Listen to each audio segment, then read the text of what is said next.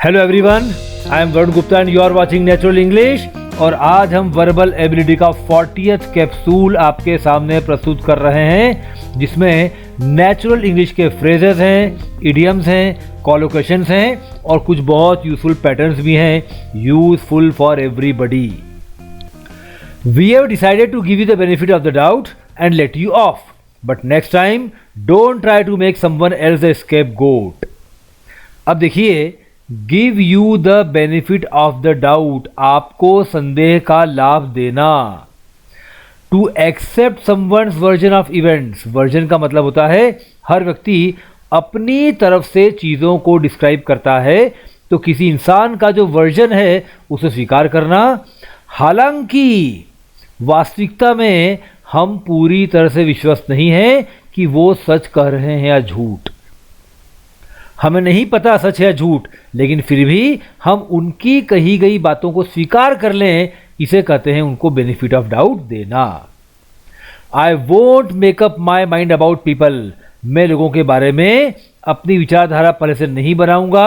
I am always trying to give them the benefit of the doubt, मैं हमेशा उन्हें संदेह का लाभ देने का प्रयास करता रहता हूं।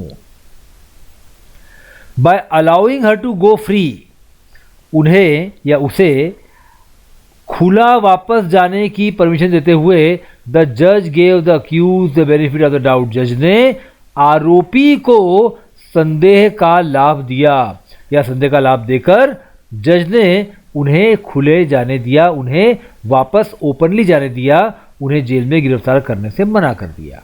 अगला है लेट यू ऑफ। ये बड़ा आसान है, आप पहले भी एक बार पढ़ चुके हैं। टू फॉरगिव समबडी, किसी को माफ कर देना। To allow somebody to escape without punishment, किसी को बिना सजा के जाने देना। Let somebody of.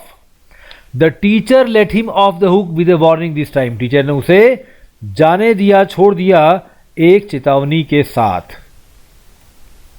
When police realized who he was, जब पुलिस ने अनुभव किया कि वो कौन है, they asked for an autograph and let him off with a warning, उन्होंने एक ऑटोग्राफ मांगा और केवल एक चेतावनी देकर उन्हें जाने दिया। मतलब कोई सेलिब्रिटी होगी जिसे साइन की वैल्यू थी, तो पुलिस ने लिया ऑटोग्राफ और जाने दिया, ये जानने के बाद कि ये बंदा तो बड़ी सेलिब्रिटी है। Make someone else the scapegoat. अब देखिए, to make somebody the scapegoat का मतलब होता है टू ब्लेम समबडी अनफेयरली, किसी पर अन्यायपूर्ण तरीके से आरोप लगाना। In order to save others, दूसरों को बचाने के लिए किसी को स्केपगोट बनाना, इसे हिंदी में कहा जाता है बलि का बकरा। किसी को बलि का बकरा बनाना, किसी को मार पीट के उस पर सारा आरोप लगा देना। I don't deserve to be made the scapegoat for a couple of bad results. यदि दो लोगों का रिजल्ट खराब आया है तो मुझे स्केपगोट बनाना सही नहीं होगा। I don't deserve, मैं इसका हकदार नहीं हूं कि आप मुझे स्केपगोट बनाएं।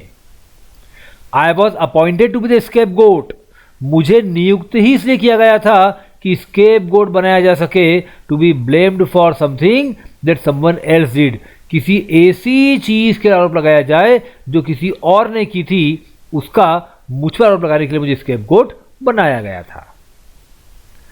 पूरा देखते हैं दोस्तों।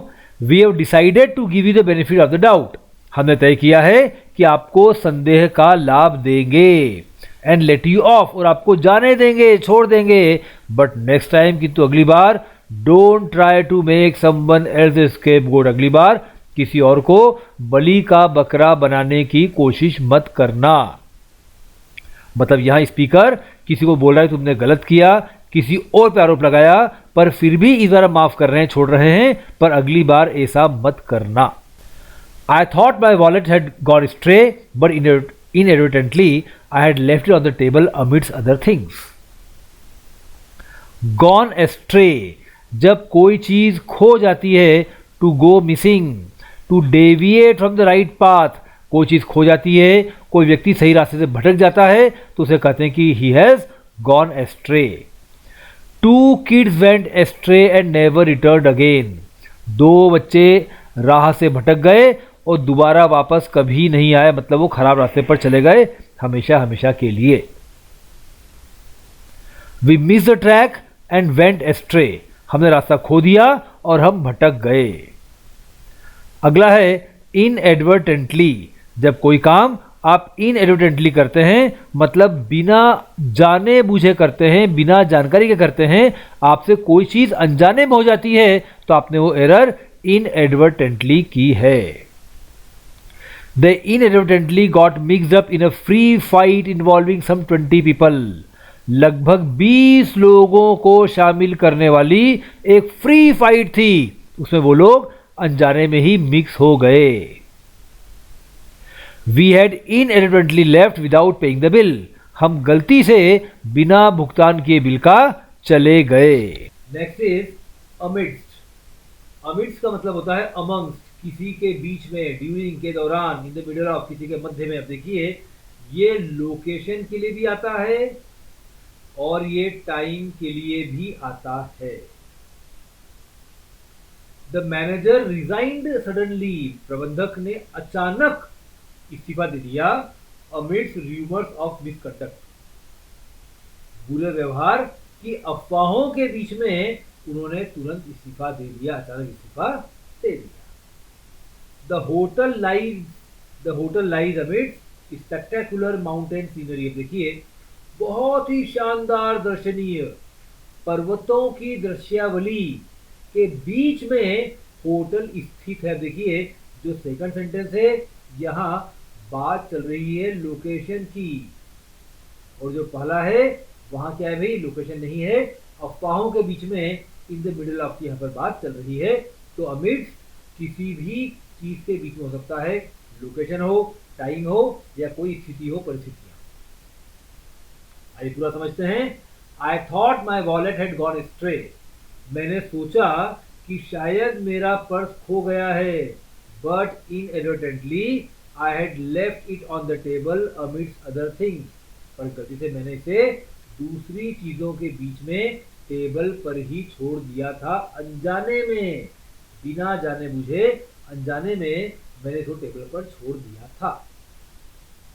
The third sentence today, I had been feeling distraught at the thought of what I had to say to the boss, but now I have got it out of my system. I can relish the challenge of being given greater responsibility in the future. सबसे पहले distraught जो हम पहले पढ़ चुके हैं। Distraught का मतलब होता है कि कोई बहुत अपसेट हो, कोई बहुत निराशा से घिरा हुआ हो, जिसे जिंदगी होपलेस लग रही हो, उसे कहते हैं distraught. She is still too distraught to speak about the tragedy, वो अभी भी इतनी निराश है कि इस त्रासदी के बारे में कुछ नहीं बोल सकती। कोई त्रासदी हुई है और उसका इतना बड़ा शॉक लगा है कि इस बारे में बोल नहीं सकती। द मिसिंग चाइल्ड, जो बच्चा खो चुका था, खोए हुए बच्चे के डिस्ट्रॉट पेरेंट्स, उदास निराश हताश माता पिता, made an emotional appeal for information on TV, उन्होंने एक बहुत ही भावुक या भावनात्मक प्रार्थना की सूचना के लिए टीवी पर। वो टीवी पर आए और उन्होंने एक बहुत ही इमोशनल अपील की कि किसी को जानकारी तो प्लीज हमको दे दे। अगला है आई हैड टू, जिसके बाद आता है वर्ब का first form. I was compelled to, मुझे यह करना मेरे लिए जरूरी था, मुझे मजबूर किया गया था। There was no other option but to, कोई और विकल्प नहीं था, यही करना था। आई हैड टू मतलब मुझे करना पड़ा, जो काम आपको करना पड़ा उसके लिए आप लगाते हैं आई हैड टू। देखिए sentence, the children had to survive by begging and stealing, बच्चों को जिंदा रहना पड़ा, क्या करके, भिक्षा मांगकर और चोरी करके, भीख मांगकर चोरी करके उनको जिंदा रहना पड़ा। एज ए रिजल्ट, परिणाम के स्वरूप, ही हैड टू लीव, उसे जाना पड़ा। तो हैड टू लगाते हैं जब कोई काम आपको मजबूरी में करना पड़ता है, आपके पास और कोई ऑप्शन नहीं है उसको करने के अलावा। She had to change her lifestyle and eating habit, उसको बदलना पड़ी अपने जीवन जीने की पद्धति और अपने खाने पीने की आदतें। निश्चित तौर पर आप में से कुछ लोग ब्रेड खाते होंगे, पिज्जा खाते होंगे, बर्गर खाते होंगे, मोमोज खाते होंगे, नूडल्स खाते होंगे। मुझे कहते हुए अच्छा नहीं लग रहा है, लेकिन यदि आप ये सब चीजें खाते हैं तो कभी ना कभी कोई मेडिकल प्रॉब्लम होगी और उसके बाद you will have to change your lifestyle and eating habits. अगला है got it out of my system. जब कोई चीज आपने ऐसी कर दी है जो हमेशा करना चाहते थे और अब वो आपके दिमाग पर नहीं है, अब आप अच्छा अनुभव कर रहे हो, तो you have got something out of your system. To do or to say something one has always wanted to do or say. कुछ ऐसा करना या कहना जो हमेशा आप करना या करना चाहते थे, तो ताकि अब ये आपके दिमाग पर लंबे समय न रहे और इसलिए अब आप अच्छा फील करो। You have got it out of your system. She has always wanted to travel. उसने हमेशा ट्रेवल करना चाहा है and once her visa come through, एक बार का वीजा आ जाए, she will be able to get it out of the system. वो इस काम को करके इससे फ्री हो जाएगी। He desperately wants to be an actor. वो बहुत ही बेकरारी के साथ एक अभिनेता बनना चाहता है, तो you will have to give him time to get it out of his system। तो आपको उसे समझ लेना पड़ेगा ताकि वो इस चीज को करके इस काम को भी फ्री हो जाए, इस काम से भी फ्री हो जाए। अगला है रेलिश। ये पहले पढ़ चुके हैं रेलिश। इसका मतलब होता है बहुत एंजॉय करना। कोई काम करना जब चाहते हो तो you are looking forward to do it. I relish the challenge of doing job that others turn down. Turn down का मतलब होता है ठुकरा देना। जब कोई किसी काम को ठुकरा देता है तो उसने उस काम को टर्न डाउन कर दिया है, तो दूसरे जिसको ठुकरा देते हैं वह काम करने की चुनौती मुझे अच्छी लगती है। He did not particularly relish the prospect of a meeting with his boss। अपने बॉस के साथ मुलाकात की संभावना को उसने खास तौर पर एंजॉय नहीं किया। मतलब बॉस से बनती नहीं होगी, बॉस खुदाट होंगे या आपके मन में कोई गड़बड़ होगी, इसलिए बॉस से मिलने की संभावना को आपने बिल्कुल भी एंजॉय नहीं किया। अगला है given greater responsibility. To give greater responsibility और बीइंग गिवन ग्रेटर रिस्पॉन्सिबिलिटी का मतलब होता है गेटिंग प्रमोशन, आगे बढ़ना, तरक्की मिलना, पदोन्नति मिलना।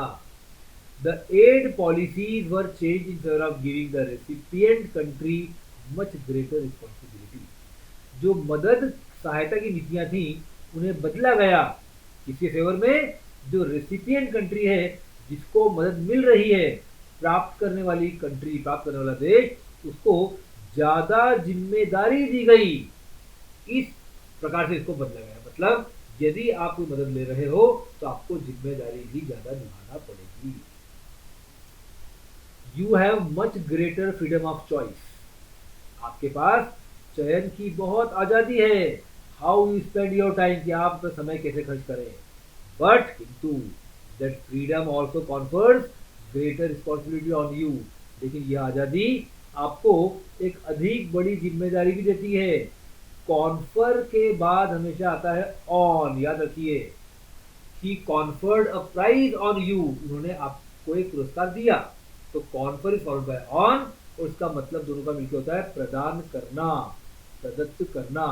तो आपको निश्चित तौर पर फ्रीडम ऑफ चॉइस बहुत ज्यादा मिली है कि समय खर्च कैसे करें, लेकिन यही फ्रीडम आपके ऊपर बहुत बड़ी जिम्मेदारी भी डालती है। आपको सोच विचार के समय का इस्तेमाल करना चाहिए। पूरा पढ़ते हैं। I had been feeling distraught at the thought of what I had to say to the boss. मैं बहुत दुखी था, निराश था, अनहैप्पी था इस विचार से कि मुझे क्या कहना पड़ेगा बॉस को।